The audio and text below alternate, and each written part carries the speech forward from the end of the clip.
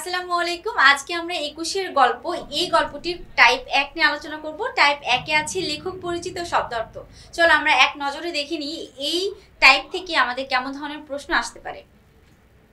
আচ্ছা, প্রথম প্রশ্ন আছে জহির রায়হান কত সালে নিখোঁজ হন?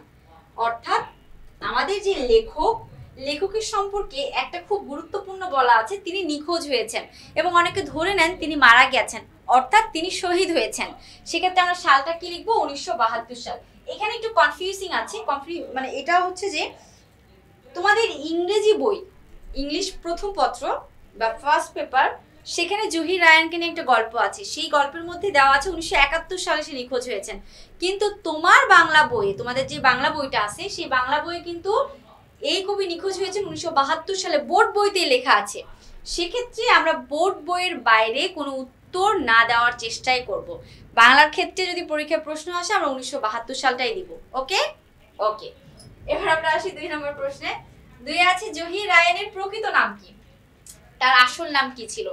মোহাম্মদ জহিদ, মোহাম্মদ জহিরুল্লাহ, জহিরউদ্দিন, মোহাম্মদ জহিরুল্লাহ রায়হান। সঠিক উত্তর হচ্ছে 2, মোহাম্মদ জহিরুল্লাহ তার পুরা নাম বা প্রকৃত নাম। এরপর আমরা দেখবো এখানে আমাদের আরো অনেক প্রশ্ন আছে। সেখানে 3 নাম্বারটায় আমাদের মধ্যে কি আছে খেয়াল করি। 3 নম্বর প্রশ্নে আছে জহির রায়হান কি হিসেবে অসামান্য খ্যাতি অর্জন করেছিলেন? রাজনীতিবিদ, চলচ্চিত্রকার, সমাজ সংস্কারক, গল্প উপন্যাসী। সঠিক উত্তর হবে চলচ্চিত্রকার। অর্থাৎ তিনি বহু মুভি তৈরি করেছেন এবং এই ক্ষেত্রে তিনি অনেক বেশি পরিচিতি লাভ করে পেয়েছিলেন। 2 নাম্বার। 4-এ যাব। জহির রায়হানের কণ্ঠ কিসের বিরুদ্ধে বলিষ্ঠ ছিল?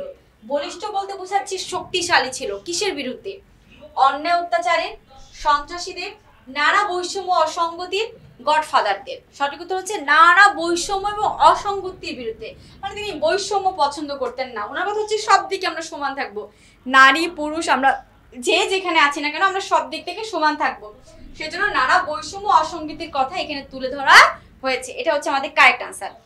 এরপর আমরা দেখবো সেটা হচ্ছে যে 5 নম্বর প্রশ্ন।